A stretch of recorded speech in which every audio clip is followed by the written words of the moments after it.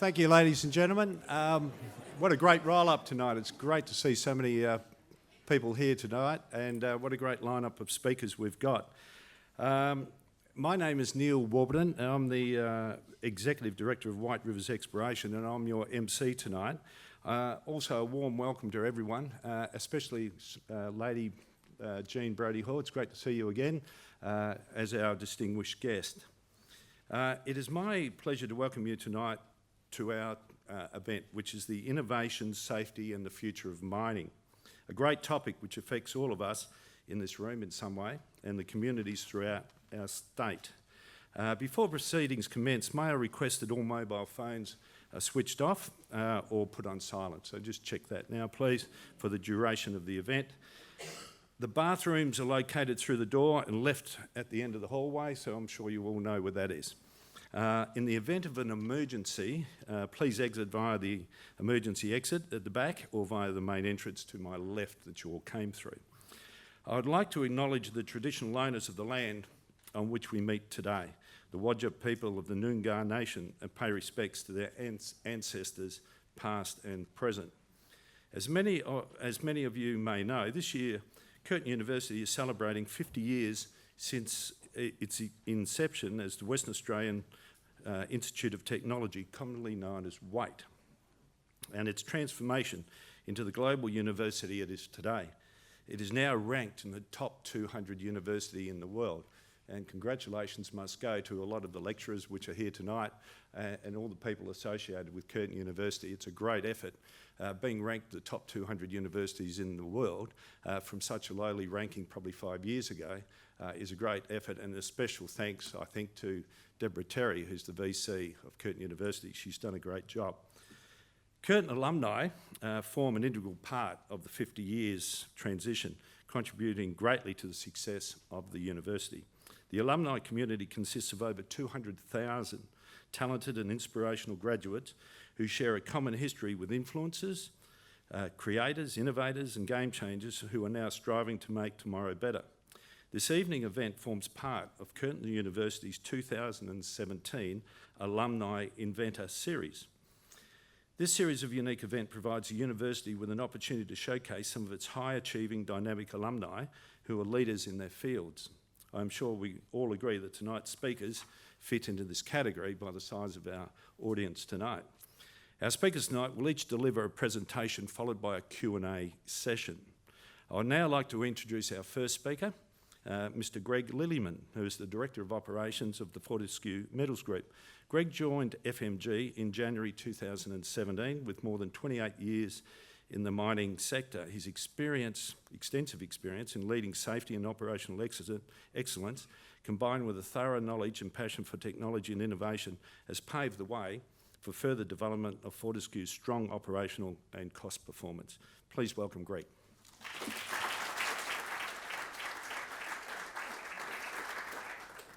Thanks, Neil. Well, hello everyone.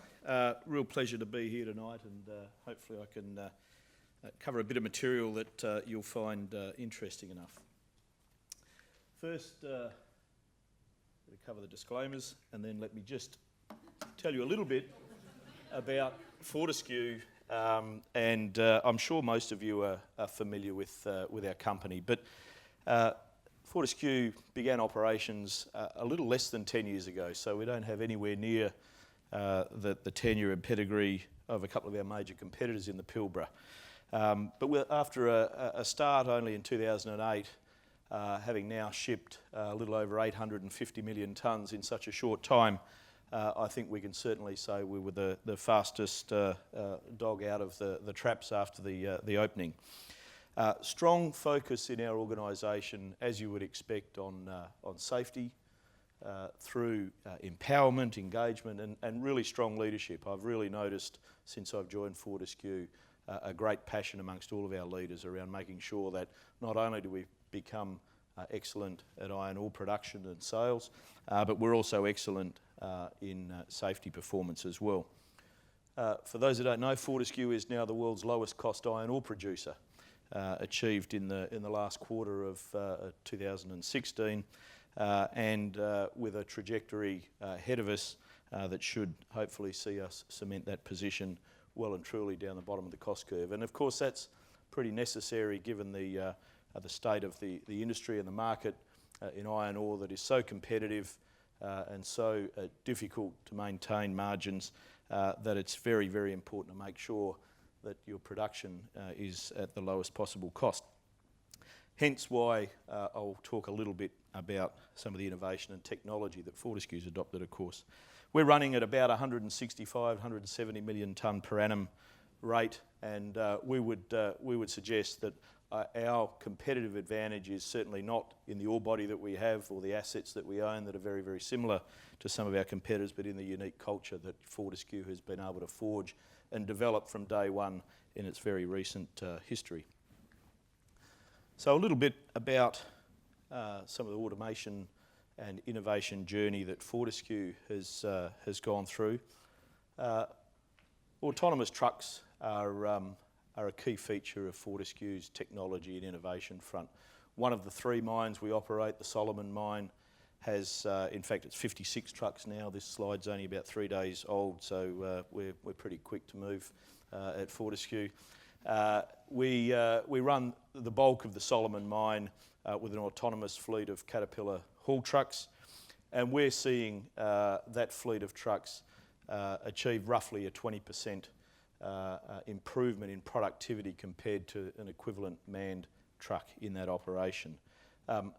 You'll hear me talk in a minute that I don't think that's anywhere near enough, and I think that there's plenty of scope once you start really thinking about automation and where the real benefits are from it rather than just productivity and utilisation improvements.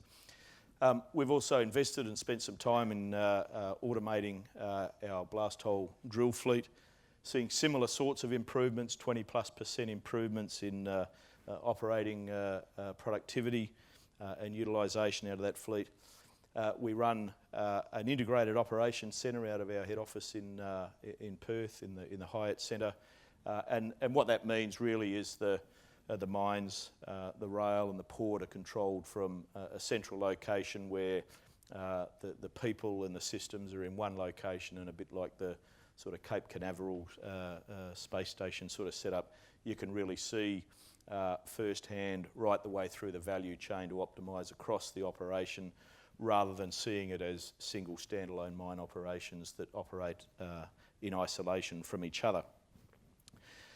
So that's the sort of key areas of automation. We've certainly invested in our railway with some technology as well, although we have not got a current automation program for our railway, even though a lot of the building blocks are in place as we speak. So what about what's on the horizon, I guess, for technology, innovation and mining into the future? And I think it's interesting when I sort of started to reflect on the technology adoption that I've been involved in both at Fortescue and elsewhere. If I think about the base core bit of iron and steel that we use, the haul truck, for example, or the drill rigs or the excavators and shovels and the process plants, they really don't look much different today than what they did when I started in the industry nearly 30 years ago. Sure, some of them today don't have an operator or driver sitting in the seat, but other than that, there's not a hell of a lot of a difference between what a 240-tonne haul truck looks like today and what it looked like 30 years ago in general. Might be some better engine technologies and better gearbox or wheel motor technologies, etc. But fundamentally not all that much different. And I think if you stopped and thought about what other aspects of our lives haven't changed much in the last 30 years, if you start thinking about TVs and smartphones and computers, the cars and automobiles that we've driven in here today, etc., etc. And even some of the processes that are used, whether it's the banking process. I mean, we pull out the smartphone and do a bit of banking rather than going in and standing in the queue to see the teller. When we order a taxi, we don't really even call it a taxi anymore, it's called an Uber, and those sort of things. So there's been so much change, and yet when I really stop and think about the mining industry, we've got these trucks that thunder around with chewing up lots of diesel, putting dirt in the back of them, they move from A to B, they dump it off and they go back and do it all over again. And we've got bigger and bigger perhaps with some of the equipment over time, and that was because labour costs were getting higher, so if you have bigger trucks you can have less people per truck and those per tonne of ore moved, etc. So how far are we in terms of automating in the mining industry? Don't write these numbers down, but my reckoning is there's about, or certainly less than 200 automated trucks around the globe. 150 of them are sitting in the Pilbara amongst the three key iron ore producers. So contrast that with, and Google tells me there's something like about 2.7 billion smartphones in use today. Etc. You start to get a feel for the difference of the penetration of technology and automation into mining compared to our everyday life. So to my mind, there is still further opportunity for technology in the assets themselves. I don't know if any of you have been to the Las Vegas Mining Expo, and certainly I've been involved with Komatsu in developing a purpose-built, if you like, automated haul truck. So it doesn't have a cab on it, doesn't have a front or a back, and it's a bit like a bucket on wheels, really, rather than what is today an existing haul truck that's had some robot technology put onto it and just drives an existing truck around. So there is definitely more opportunity in the equipment itself. But again, if I go back and think about our smartphones, that I'm pretty sure I'd say just about everyone in the room would probably have one in their pocket. It isn't really the smartphone itself that's the smart thing about it. It's the apps that sit on it that give it the power. Otherwise, if we went back 30 years and looked at the first mobile phone, and that's what we're looking at with the trucks, we're looking at the same sort of truck we looked at 30 years ago, it's just a phone. It's the apps now that you set onto your iPhone or onto your smartphone, and there's something like 2.2 million apps available for your iPhone. So what am I talking about when I talk about apps? I mean, the truck, the app is driving it around a mine site, but it's the smarts that sits behind that connects it with the other aspects of your mining operation, that connects it with your processing plant. That's the data and the information that sit behind the automated truck that allow you to optimise the use of it. I said before that we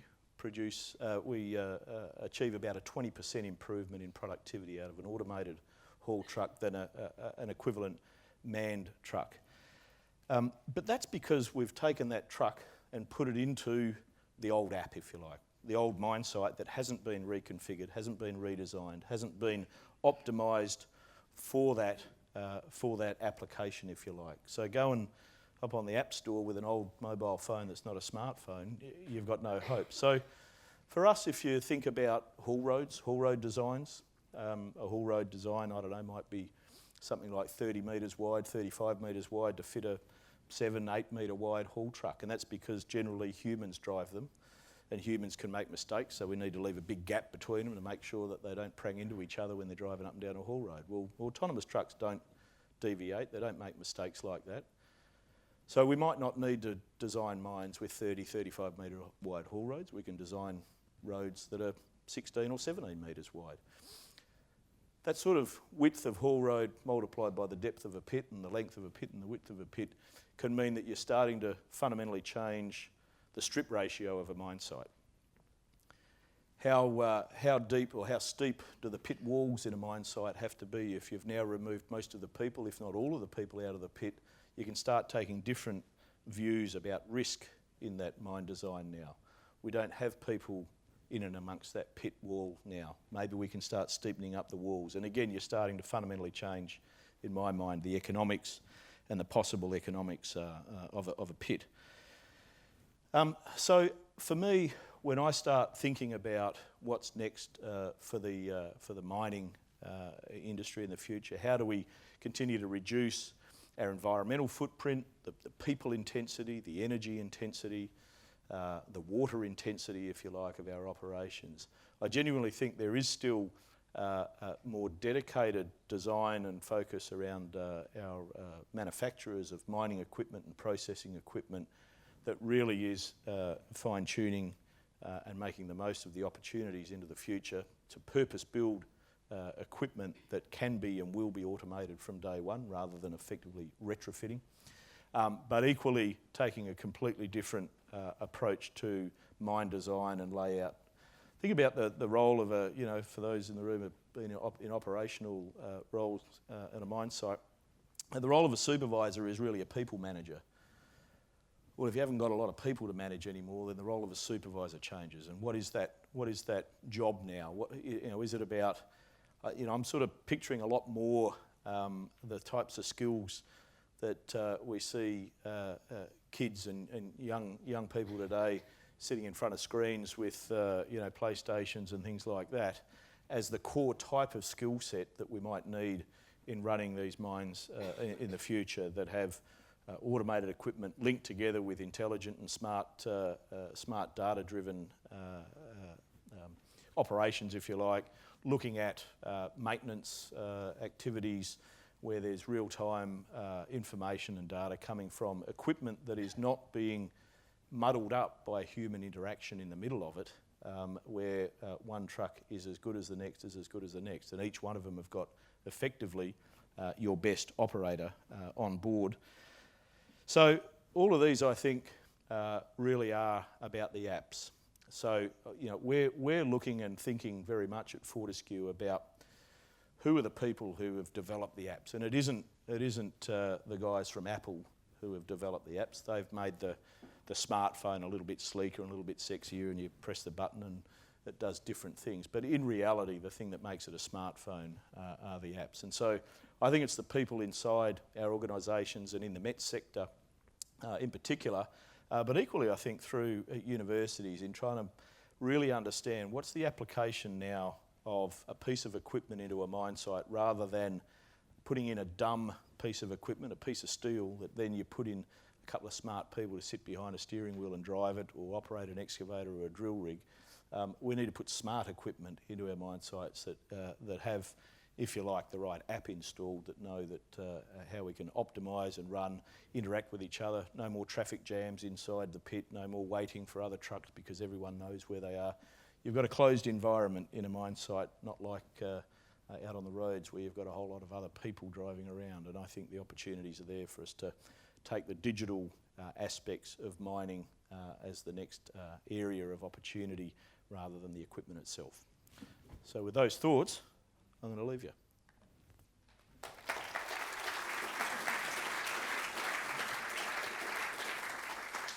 Thanks, Greg. Cheers. Well, hopefully that's sparked a few thoughts, because we've got a Q&A coming up later on, so think about it. Plenty of app, I think, developers in the room, and probably a few mining engineers out there too that might be worried about their jobs, but that's fine. But think about the questions to ask Greg later on. Our next guest speaker is Dr. Vanessa Guthrie, whose career in the resource sector spans 30 years. I was going to say 50. You look very well for 50. Vanessa is currently Chair of the Minerals Council of Australia, is an active member of the Australian Institute of Company Directors and Chief Executive Woman, and a Fellow of the Australian Academy of Technological Sciences and Engineering. In 2013, Vanessa was recognised by the mining industry as the Outstanding Professional Woman from the WA Chamber of Minerals and Energy. She was also included in the top 100 list of inspirational women in the world globally, and remains a prominent role figure in the mining industry today. Please welcome Vanessa.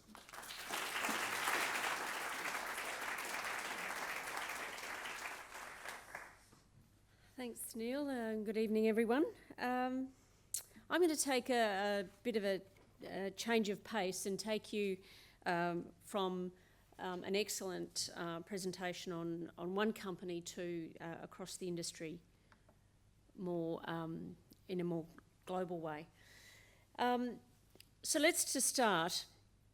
In particular, I want to focus tonight on what are the drivers for innovation and sustainability in the mining sector.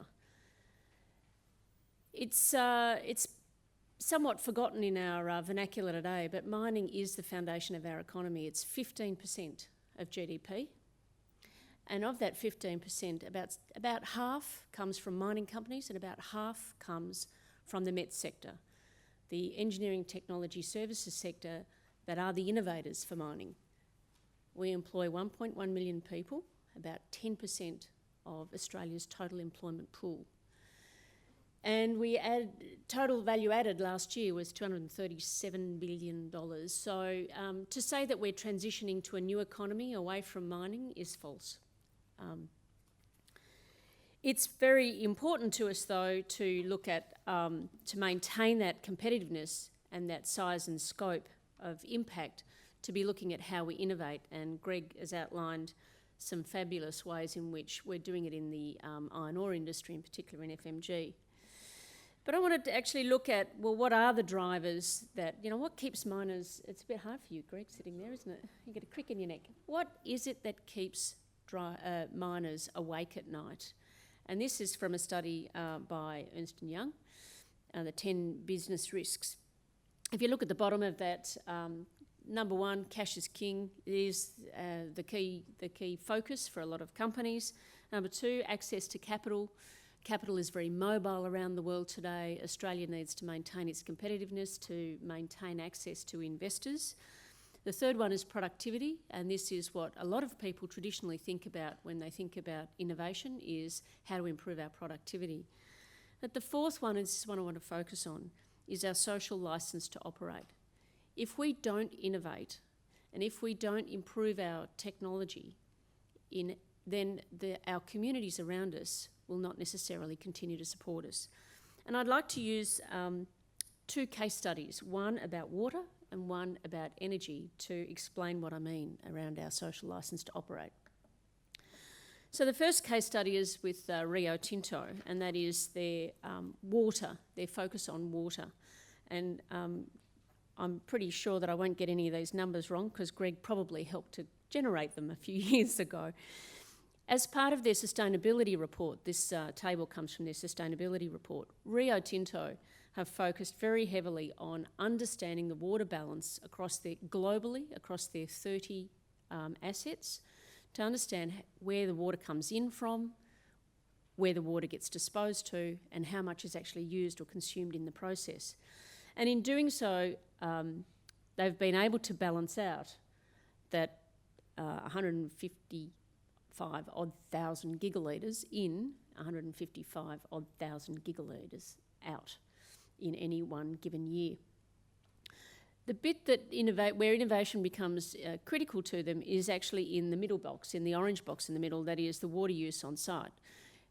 Not only are they finding sources of water and finding ways to reduce their discharges and the content of their discharges in particular, but more importantly, what they're looking at is how do they focus on water use in processing, in sourcing water from different sources, using desalinated water, using groundwater or seawater actually in minerals processing, so that they can actually reduce the energy demand in their footprint, improving thickening, improving leaching technologies. So actually inside the processing facilities, to be able to reduce the amount of water so they can actually take less water in and therefore put less water out. That's the first case study. Some of their examples, if you actually go into their sustainability report, or in fact, if you know anybody in Rio, go and ask them what they do about water, you'll find that it is one of their top risks identified in their business today. The other one I want to look at very quickly is energy. And Australia's, it's no doubt, as everyone is keenly aware these days, Australians want clean energy, and probably even more so on the East Coast, having had the blackouts in South Australia in the last 12 months. They want clean energy that's affordable and reliable, so that when you hit the switch, the electricity comes on. When you want to power up your electric vehicle, the power will be available to you. Pretty much, coal is bad, renewables are good. That's what the Australian public believe today. Even gas isn't good. Fracking isn't good. Solar power is great, but let's get out of coal. There is a strong push in our social licence to operate as a mining industry. There is a strong push from the community that we should be out of coal in Australia. Well, you probably think it's a bit odd for the chairman of the MCA to be saying stuff like that, but hold that thought. Because it's actually the case that renewables, gas and coal are all needed in our society to drive and meet our power demand. And coal and low emissions are not mutually exclusive. That's the myth. That they are simply not. And that is because they, as a dominant contributor to the power sector in Australia, the Australian coal industry has actually spent over $300 million to date looking for low emissions technologies. And this graph shows where you sit on worldwide average for tonnes of CO2 and per kilowatt hour, and where you can actually get to if you utilise low emissions technology in coal-fired power. In particular, Australia has an advantage. We have one of the cleanest sources of coal, black coal in the world. And if you add what has been done, the 18% reduction in CO2 emissions at the Kogan Creek, you can actually get to a 32% reduction in CO2 emissions if you go to Isogo in Japan, and I've actually been to that plant. It is one of the cleanest surgical plants I have ever been to. And with integrated CCS, which is what the $300 million in the coal industry has been focused on, you can actually get to a 90% reduction in CO2 emissions. That's where innovation and technology can lead us. Will it come at a price? Absolutely. Do renewables come at a price? Absolutely. Does new battery storage come at a price? Absolutely. But if we are going to have a low emissions economy in Australia, we need all of those sources, and we need the investment in low emissions coal to get us there. So while we think and believe wholeheartedly in the MCA that mining is absolutely critical to Australia's economic future, it's the innovation that's at the heart of our success. Preserving our social licence to operate is critical. It's redefining the expectations of the industry. There are new technologies, as Greg has said, and I'm sure as Steve will tell us, there are new technologies that are transforming our industry as well.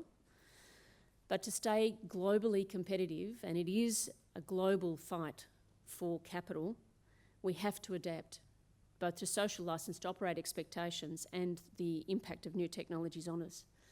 And innovation and the METS sector and the relationship between METS and mining is absolutely at the heart of that success. So I hope that's given you some, perhaps a different perspective on why we need to innovate. It's not just about productivity, it's about ensuring our social licence to operate as well. Thanks.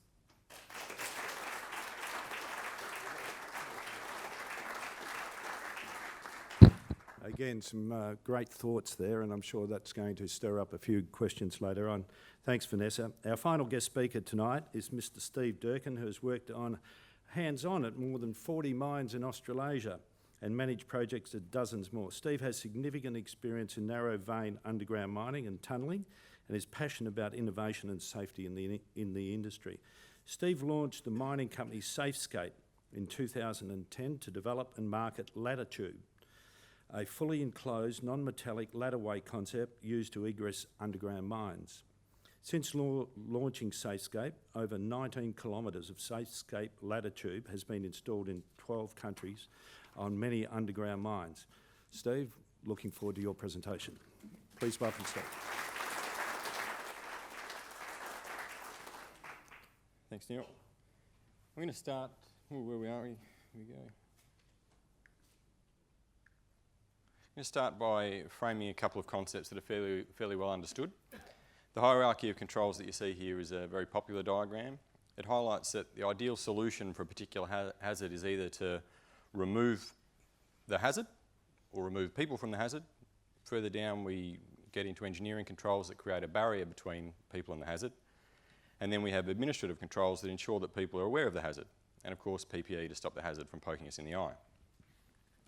Over the past 20 years, safety has blossomed into its own sub-industry in mining. You can study it as a profession. We've got departments full of safety professionals showing us how we can keep doing what we've always done in a safer way. This has led to an abundance of PPE being used and huge amounts of paperwork that get filled out and filed away. I think it's obvious that the bigger wins we have happen much earlier when we're planning and designing our mines. At this time, we can work to eliminate, substitute and engineer solutions to keep people out of harm's way. This is Clayton Christensen's definition of innovation. You can see at the top, we're looking at the sustaining margins. This is the part that we spend most of our time on. We're dealing with problems that are easily understood and most of us can contribute in some way or have authority over the work that's being done. At the bottom, we've got the disruptive innovation, where we really change the way that we're doing things. Often these changes are not obvious and come out of specific research or technology used in other industries. These are much less common, much harder to understand, and often less people have authority over decisions to implement. But they do have the biggest impact on safety and growth. As such, if we overlay the hierarchy of controls when it comes to safety, we see that it's upside down. Most of the work we do is at the top of the page, stuff that we understand, we have control over, and if we act now, we can see immediate benefits. But it's the icing on the cake. Now, we all like icing. At my house, there's no trouble getting help mixing the icing and putting it on the cake. But it's the work that went into mixing the cake a couple of hours ago, buying the right ingredients a couple of days ago, and choosing what cake to make a week ago that leads people to be walking away saying, that was pretty good cake. So we'll jump into a couple of examples. Heat stress in underground mines. Many of our underground mines are quite hot and humid. In a few cases, it's contributed to by hot rock, but in most cases, we're talking about the diesel equipment that we're using and the fans that we're using to move air around, as well as the atmospheric conditions of the location. There are recent examples worldwide of people dying as a result of heat stress from working underground, including here in Australia. A lot of research has gone on into understanding the work rate people can handle in certain conditions. All of these hot mines have procedures in place for working in these conditions, administrative controls. The gold standard at the moment, this thing on the left, every individual exposed to such conditions has this instrument with them when they go underground. When they get there, they take a reading at the start of their shift. They then look at a chart to see what that reading means for their work rate, which is standardised across the organisation. It might be 30 minutes work, 15 minutes rest, or 15 minutes work and 45 minutes rest in an air-conditioned chamber. The worker is then expected to take regular readings and change their work rate accordingly. This is administrative and, in my opinion, puts too much decision-making requirements into the hands of people who may have their decision-making impaired by their current exposure. An alternative that's currently being developed is a real-time thermal work limit calculator, which consists of a wearable electronic device that takes continuous measurements of the environment and the individual and gives regular indications of the work rate that they should be adhering to. Machine learning plays a part, with each individual's data contributing to their own individual work rates. Some might argue this is an engineering control, but it could also be considered administrative because the operator still needs to take heed of the readout of the device. Large air conditioners are sometimes placed on mine sites to cool the air going into the mine so that we can handle more heat from the equipment before the temperatures become unsustainable. This would be an engineering control, but it is a very expensive one. An elimination control might be to use battery-powered mining equipment instead of diesel. This technology is here and can be integrated into our mines in some level, but the mines we have got here were not designed for it to get the full benefit. Mines in other parts of the world are being designed to use battery fleets.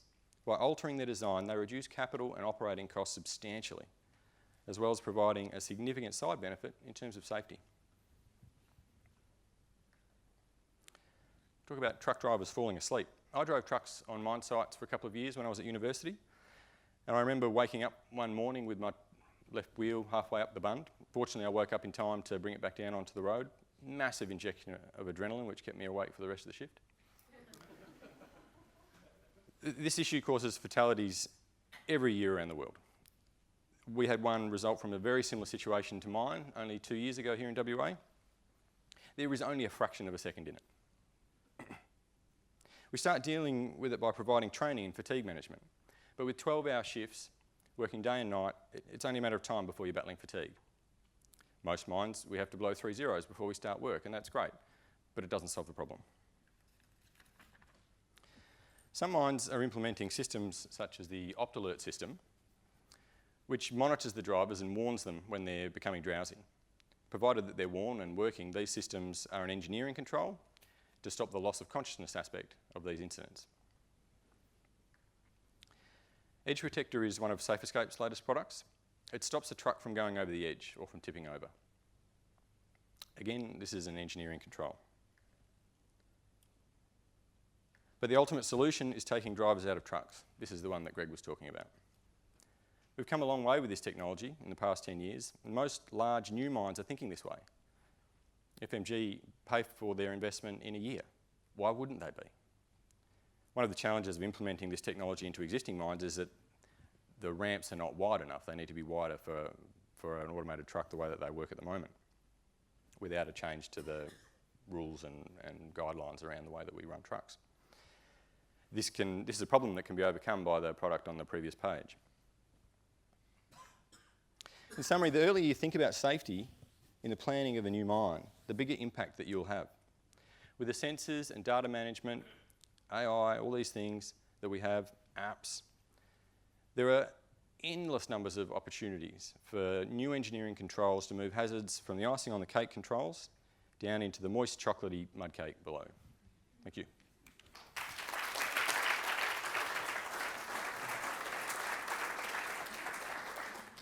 Thanks, Steve. Very insightful.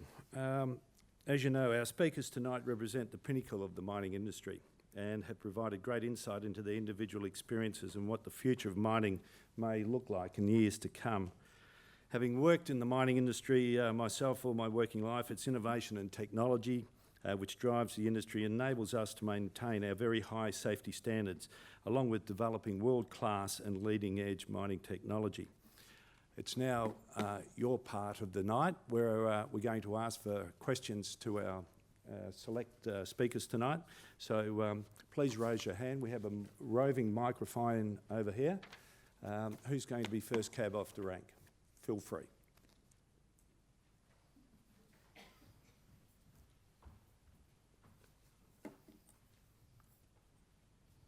Hello, thanks for the presentation. And I'm bad with names, but don't take it personally. I know you're from Fortescue. And I take positively, but the decrease of employees that takes place, which I guess is good at the end because we don't want coal miners.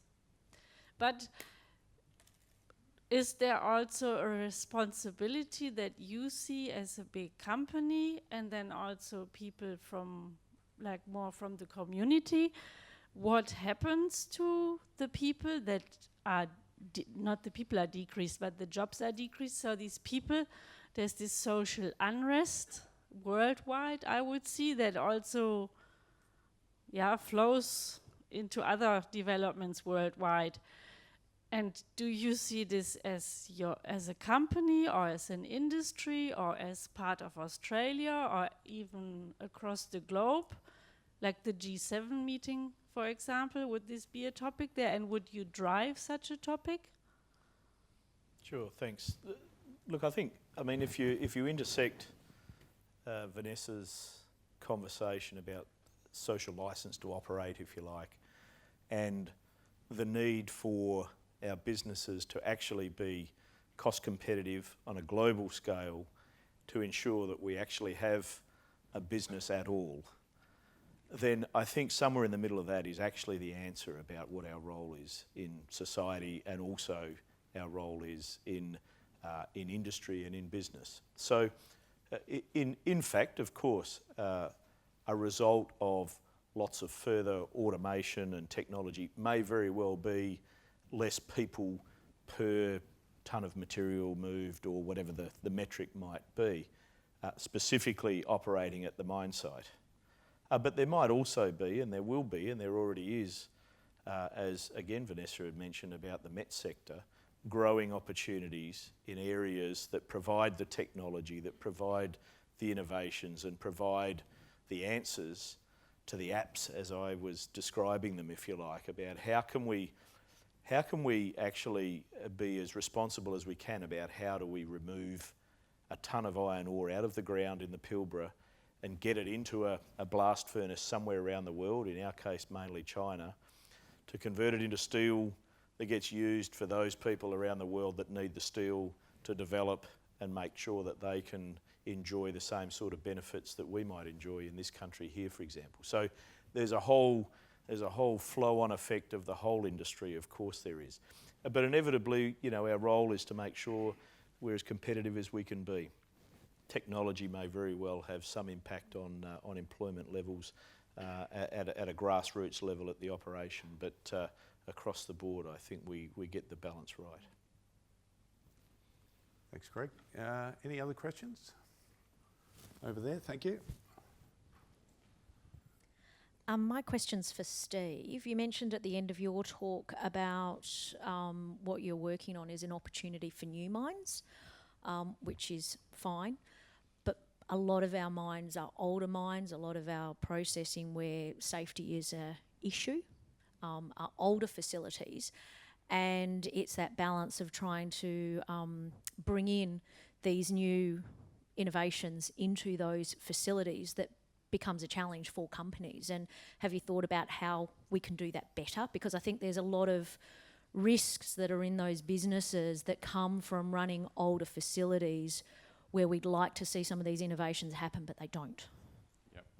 Thanks, Doreen. The tendency, once you've got an operation and it's running and it's a mine, but it's a factory run, we don't change anything. We don't like to change things. We might change things a little bit to get a little bit of a benefit, but we don't spend any effort trying to think about ways to change things completely, because everything's running along. We're making profit and we're meeting targets and all that sort of thing. There's a good example with the battery electric underground mining equipment. 5 years ago, a company called Curtin in Canada had an underground mine that was quite deep, and they had a resource below them, but they couldn't economically mine it without a $300 million vent upgrade. So their share price over a few years went down to almost nothing when they said, oh, there's nothing we can do, we're going to have to shut down. Somebody said, well, why don't we try battery mining equipment? Cars have got batteries in them. Let's go and talk to the people in California.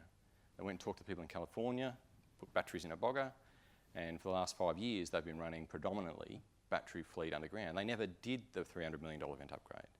That company's share price went straight back up and kept on going. And now it owns a few mines in Australia. It's incredible. But we won't look at that change while we've got a business which is going along nicely. We need, you talk about, catalyst to change being a burning bridge. Miners are really good at making change, but only when the bridge is about to fall down. And what I'm saying is, let's think about it, from a new mine perspective, even if it's an old mine, because you can make huge differences. Great comment, Steve. Another question, please. Alex. Hi, I just want to say thanks. This is a lovely evening, and it's wonderful to listen to all of you, Vanessa, Steve, Greg, and Neil.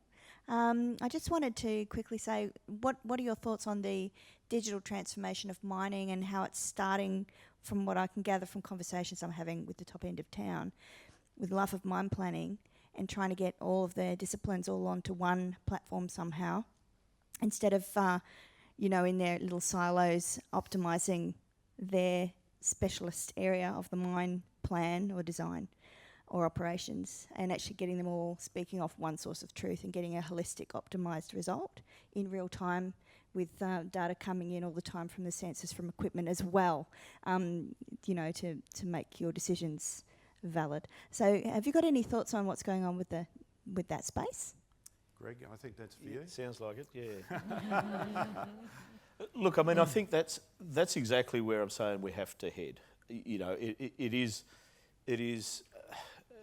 fundamentally a very wasteful exercise in our mining operations when you've got equipment idle at any point in a cycle, whether that's queuing at a dump, queuing at a digger, mid-cycle, when you've got equipment that's breaking down, and even if it's relatively highly reliable, any breakdown is just wasteful, let alone when you look at the resource in the ground and whether you've optimised the sequence that you mine it at, or whether you move dirt more than once because you pick it up and you're not too sure whether it's going to be high grade or low grade, and then you put it down and then you do whatever you need to do and reschedule, and all of those sorts of things are all are all wasteful. They're wasteful in terms of the environment, the amount of energy or water or people that you put into it.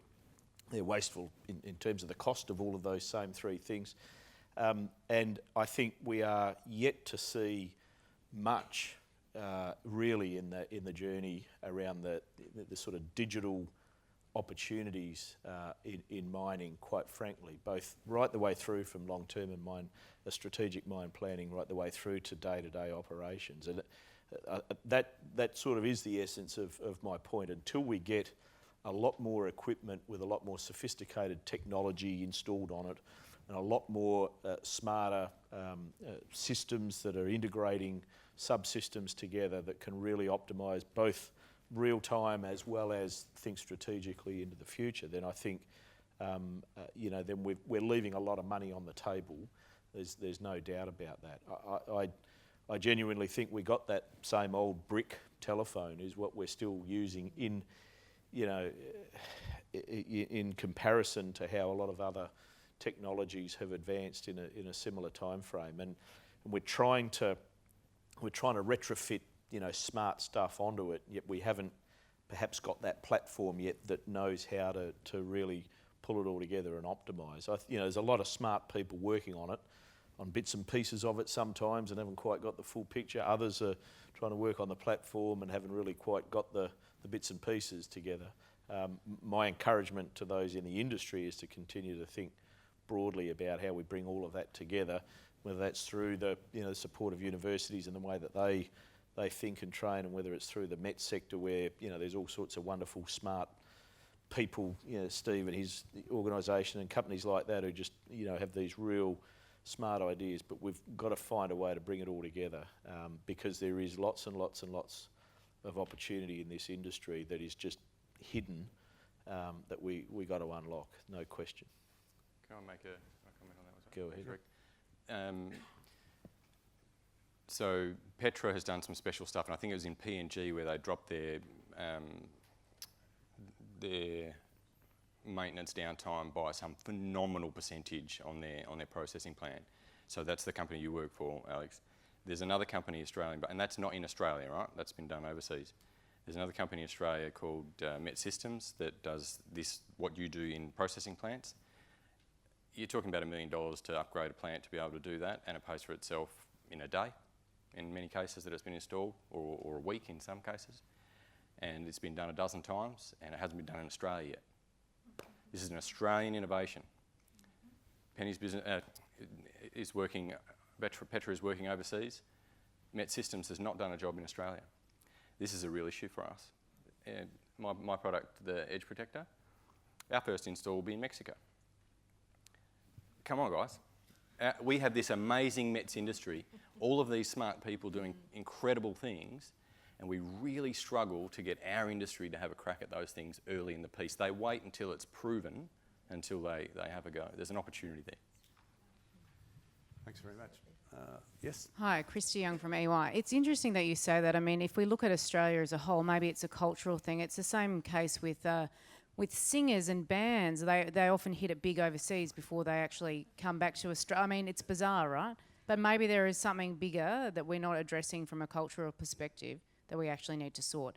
And I think with the mining industry, it is very conservative as well. And the question around will we be getting rid of jobs? I mean, when you mentioned before there's 200 autonomous trucks around the world, that's not a huge number of jobs. I think that implementing things like that will actually improve productivity, and then those people will actually move into more value-adding roles because, let's face it, who wants to sit there driving a truck all day? So there's that element. So Vanessa, what are you seeing from the MCA that aligns with that sort of thinking? Thanks, Christy. Look, one of the comments last week, I think there was a conference last week, Ostmine, and for the first time, and I was actually quite shocked by this, for the first time the Minerals Council of Australia actually went to Ostmine and presented. For the first time. The METS sector exists because the mining sector exists. The mining sector exists because the METS sector exists. Why don't we pick up and use the innovation and the technologies that are designed here earlier and first? I think it is a little because the mining industry is been very conservative and does wait until products have well proven, even though we are world's best practice in mining. I also do think, at least at an MCA level, we are opening up the conversation more and saying it's time for us to recognise 1.1 million jobs in the industry, of which only 250,000 actually work on mine sites. The balance work in the met sector. That's where, and half of the GDP, 15%, half of that comes from mets. And that's through exports as well. So our focus on productivity and innovation for productivity is, I think, there's a little bit of revolution happening perhaps in the mining companies themselves, saying we have to do things differently. FMG is a fabulous example of starting to do that, as are others. In terms of the point about losing people, of that 1.1 million, and there was a comment made last week at Osmine which resonated very much for me, and that is, you don't want to take people, let's face it, who wants to drive a truck all day. You actually want people to do the hard decision making, to use their cognitive power to add value to the industry, not to actually be a cog in the wheel that drives the truck. So if you can actually replace a person with that, then their actual cognitive capacity can be used far more to generate far greater value. And it's the jobs we haven't thought about that are the ones where those people will go. Really simple example, Rio Tinto has a chief drone pilot these days. 3 years ago, there was no job called a chief drone pilot, and the person who has that job is an ex-truckie. He drove a haulback, and now he's a drone pilot. That's the sort of innovative thinking about people that we actually also need to apply. Vanessa, I'd just like to pick up on some of your comments you made in your presentation in regards to the social licence to operate as a mining industry, which is very relevant, obviously, across Australia and across the world. The mining industry, especially in Western Australia, is probably one of the safest mining industries in the world. We have a very, very high standard of safety and a very low incident frequency rate. In 2012, 2013, we had our first ever fatality-free year in the history of mining in WA. We didn't promote it. That's with 70-odd thousand people working in our industry in WA, driving trucks in pits, driving underground vehicles, we did not have one fatality. That's a huge record. I just wonder, going forward in your chair of the MCA, how do we promote, how do we market ourselves? How do we say we're not only smart as far as technology, but we are a very safe industry? When you compare the mining industry Australia-wide, as you know, against forestry, agriculture, transport, fishing, our safety record's impeccable. How do we promote to the young, intelligent people coming through that want to join our industry that we are very safe, and it all gets back to our licence to operate? Yeah. I wonder if you've got comments on that. Look, thanks, Neil. It's absolutely right. The image of the industry is very much big, heavy, dirty, physically demanding, noisy. Sorry? Blokey. And one of the things I say is, well, I'm the industry. So if you think I'm big, dirty, blokey, noisy, I'm part of the industry. So I think we have what we've called in the MCA something of an image crisis, because what the general community and the social licence to operate sees of us is not what we actually are today. And that includes risky and dangerous. Yeah. Because I don't know if many of you do this, but having lived and breathed in the industry for 30 years, if I ever go down a set of stairs in a shopping centre, I'm always looking for the handrail. I'm the one that says, excuse me, and as I get older, I start thinking that people might be thinking that I'm a little dottery on my pins, but it's actually been ingrained into my DNA. And I have seen people go down, in fact, it was last weekend, I saw somebody go down the stairs at the Perth Concert Hall, not holding the handrail, and tumbled to the bottom on the brick stairs and hit their head. And I thought to myself, that person's not from the mining industry. That was my first thought. Silly, I know, but that's in my DNA. I think it is an image problem that we have. We also, internally, I would say, after that year of fatality-free, the whole industry, honestly, I think, held its breath, waiting for when was the next one going to happen. Because to go fatality-free for a year is not an insubstantial feat. And it came with a lot of effort. So it's maintaining the rage. I think there's a sense of nervousness. And if you look at the stats, whenever we have a low fatality year, it's generally followed by 1 or 2 years of increased fatalities. It might only be 1 or 2 people, but it is 1 or 2 people. So it is partly image, and it's partly about image in a gross sense, in a big sense, as opposed to very specifically about safety. But it is core to how we behave. And that's what we're trying to change at the MCA, is demonstrating that we are an integral part of the community, and we listen to the community as well. Thanks, Vanessa. We've probably got time for one more question.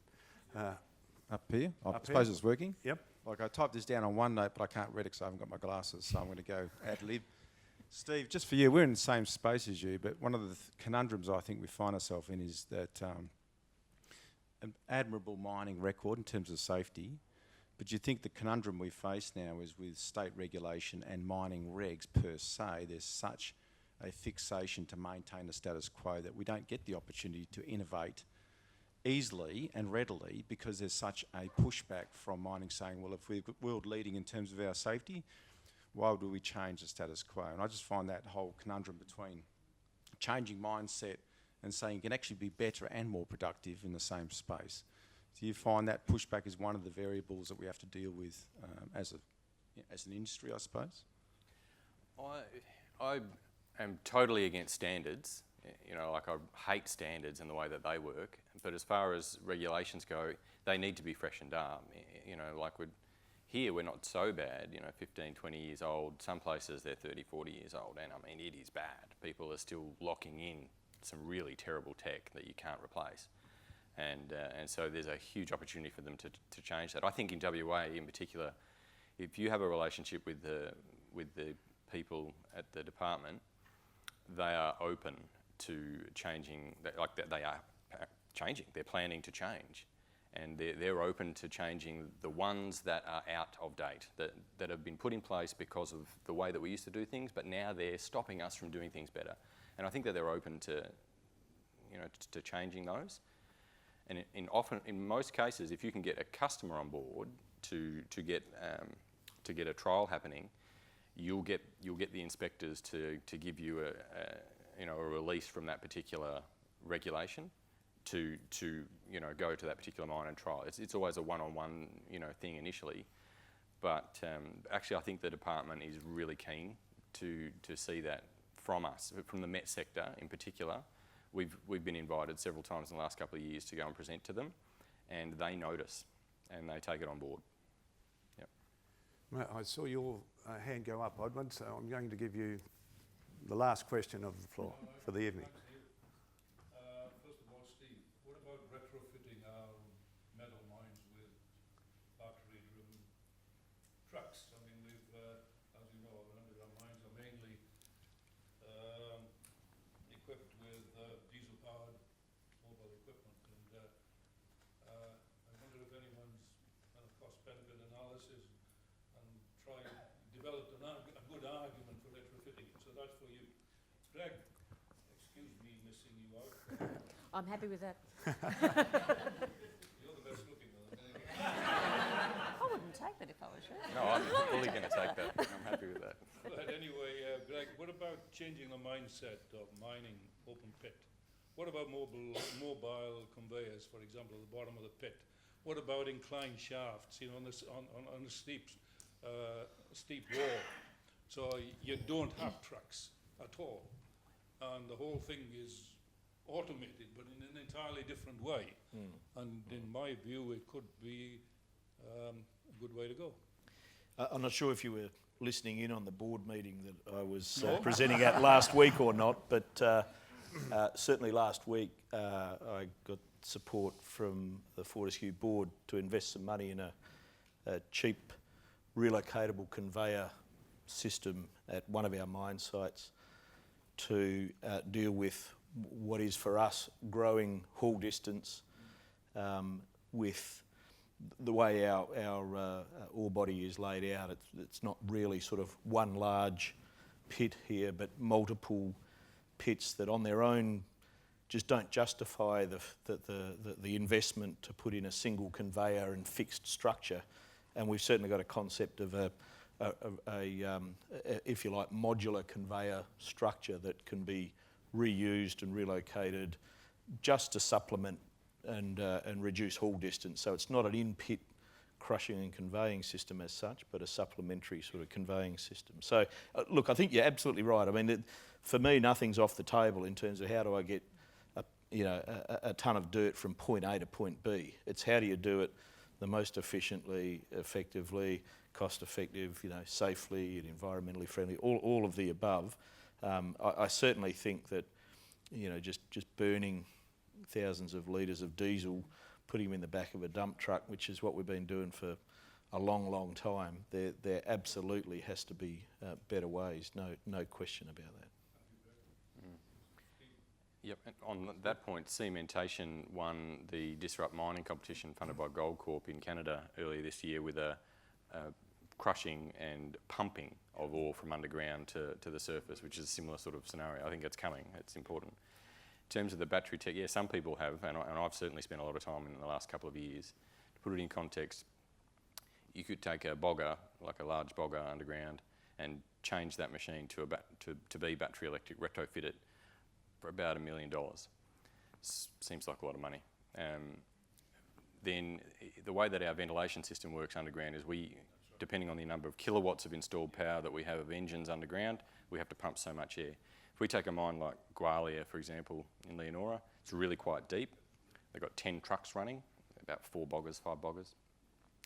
You make one of those boggers battery electric for $1 million, you can put another truck into the system. You can produce 10% more ore per month, 10% more gold per month. How long does it take you to pay off that $1 million investment? I don't know, a couple of months. It's a stack. Yes, you can. Put it in. Yep. Are anyone looking at it? I'm trying quite hard, but it's really difficult because it's difficult because mining companies, they don't want to be the ones that spend the money on the R&D. They want the METS companies to be the ones that spend the money on the R&D, and it's hard. Yep. Well, thanks very much. I think we have come to the end of our proceedings tonight, and please put your hands together. I think it's been enthralling.